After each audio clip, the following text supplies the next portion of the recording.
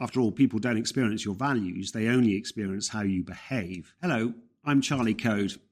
I posted a video a few months ago about the importance of measuring culture as opposed to engagement and some of the traps that measuring engagement could lead you into.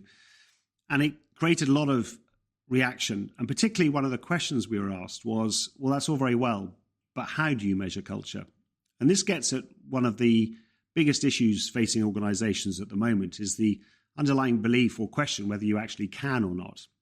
I'd argue you can. So I'm going to talk a little bit about how you do it. Firstly, you need to position culture as collective behaviors. After all, people don't experience your values, they only experience how you behave. So if you look at collective behaviors, for instance, how people interact with each other, how information flows around the organization, how decisions are made, you can make culture observable, you can make it practical, and you can make it measurable as a result.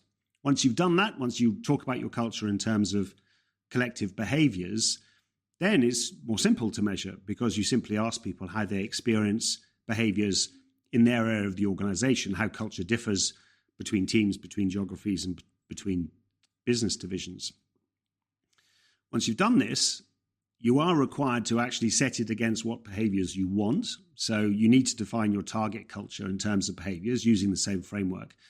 And then you end up with a culture gap, a gap between where you'd like to be in terms of your culture and where you are today, segmented by function, by geography, by business division, any axis that you want.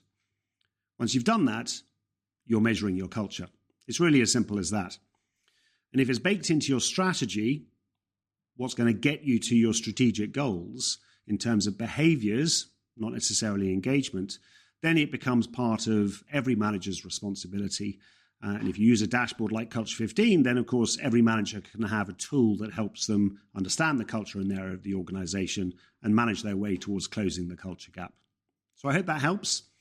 We might make another video if there's a good response to this as to what are the challenges of rolling out culture transformation programs that actually do close the culture gap. But that's for another day. Thank you.